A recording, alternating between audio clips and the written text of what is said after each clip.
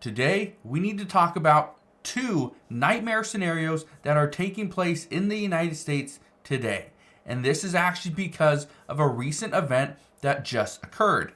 But I want to break down what's going on, give you an update, and explain why two of the United States' greatest military assets are stuck. They are trapped. And now, Pentagon officials are extremely worried. I'm going to address what's going on there, address why we're now hearing about environmental concerns. Again, a lot of issues happening, but these are things that are impacting us today on April 1st, 2024. So let's get right into it. All I ask is one thing. It takes 2 seconds. Go ahead, hit that like button if you enjoy these daily updates. And now let's begin.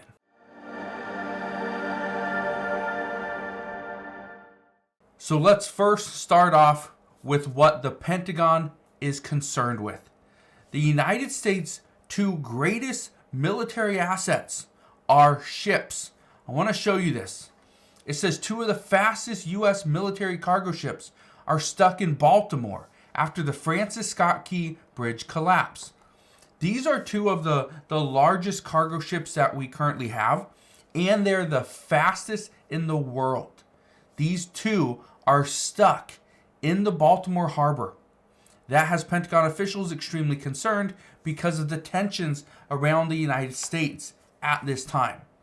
We have issues with Russia because of Ukraine. We have issues with Iran because of what's going on with Israel and Gaza. And obviously, we got some concerns with China as well. So, those tensions are not going away. Yet, these two ships will be stuck for some time.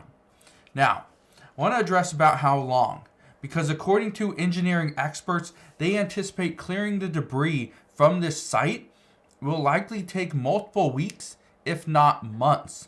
They say larger ships could be stuck inside the harbor for some time, and ships hoping to dock and unload will have to find a new location. But, good news here, there will be some temporary channels to Port of Baltimore. They're going to try to go around the Key Bridge collapse site. Now, one thing you need to know is there is, I believe, a 200-yard perimeter that you have to stay away from the crash site unless you have permission. But according to this report, it says right here, the U.S. Coast Guard, okay, the federal on-scene coordinator from the Unified Response to the Bridge Collapse said in an exclusive interview that channels are planned to open Monday. That's today. One along the northeast section of the channel and one running along the south. It says the north side would accommodate boats requiring 10 feet of water or less to operate. Okay, 10 feet. So again, it's fairly shallow. While the south side would accommodate boats requiring up to 14 feet. Okay, so again, it's not a lot. Okay, it's still very shallow. That's one of the concerns. They also say right here, a deeper third channel is in the works that would require up to 25 feet of depth to operate, but more debris surrounding the striking ship, the dolly, needs to be removed. So, at this time, the concern is those military assets, two of the greatest military assets the United States has or any military has in the world, well, they're going to be stuck in Baltimore for some time. So that's one of the concerns there. But there's another concern that we really need to get to. It's this one. It says the Baltimore Bridge collapse. Coast Guard says 56 containers on the cargo ship have hazardous materials. And according to Secretary Buttigieg, he says that rebuilding the Francis Scott Key Bridge will not be quick or easy or cheap. This is something that's going to take some time.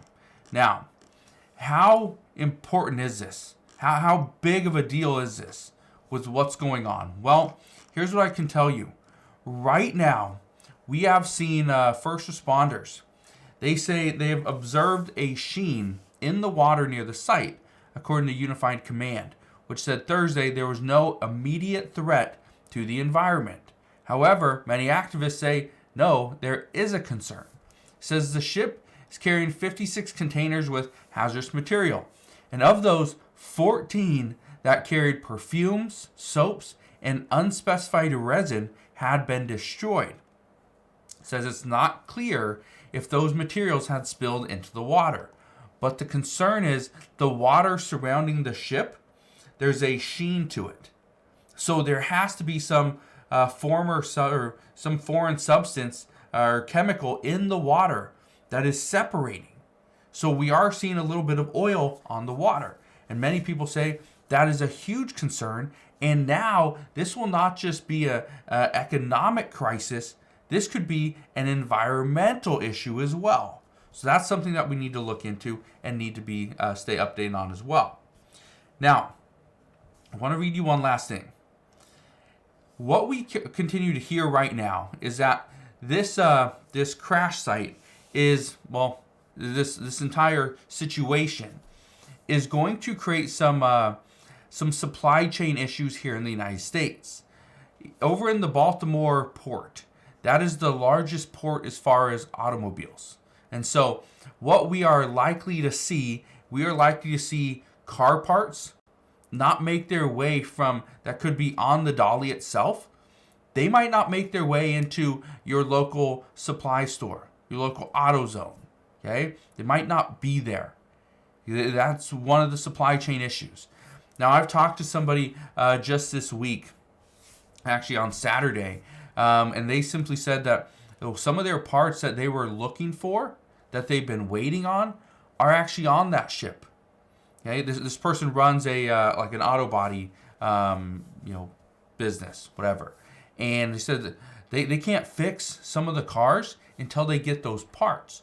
The concern now is they have to go back to their supplier over there in somewhere in Europe or wherever. They gotta go back to their supplier and figure out, is there another ship that they can put their products on and ship them to a different port. Again, that takes time. This is something that just happened recently. So until we kind of get through this, it's going to be a little bit of an issue, especially for car parts. That's a problem for mechanics. That's a problem for if you just want to fix up your car or whatever. Again, it's an issue. So your car may be sitting there for a little bit of a problem. But I also talked to a friend of mine who is a salesman at a car dealership.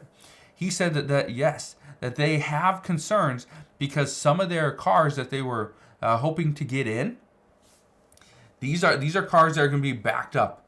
We're going to see delays. Now again, most people at this point in 2024, I don't think they're expecting to go and buy a new car. But if you are, just understand there may be some delays there. Okay? Just keep that in mind. The last thing I just want to leave you with. This is something that many people are concerned with because the Francis Scott Key Bridge was not the only bridge that didn't have some protective pillars around the pillar that held up the bridge. You go to places in other countries and they actually have little pillars, or they'll actually pull sand and gravel or whatever and build like a little island around the pillar. So no boat can actually hit it. That is now something that's being discussed, that should we have some protective measures in the water around every single bridge? Now, it's looking more likely. So, just understand that as we go months and months and months, maybe years to build this bridge back up, there are now going to be other bridges that are going to go over and discuss the same possibility of protecting their support beams, their pillars, to ensure that no boat, no matter what, can take the bridge down. Because again, we do know that 6 construction workers lost their lives because of this incident.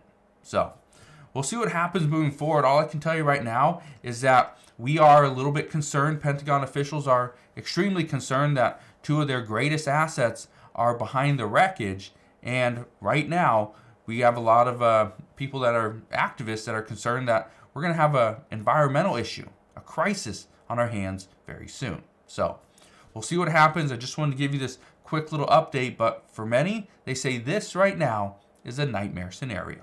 So we'll see what happens moving forward. All I can tell you is I will be here every step of the way. I'll fill you in on all the latest news and updates. So again, thank you guys for watching. Consider subscribing. I'll see you guys on the next one.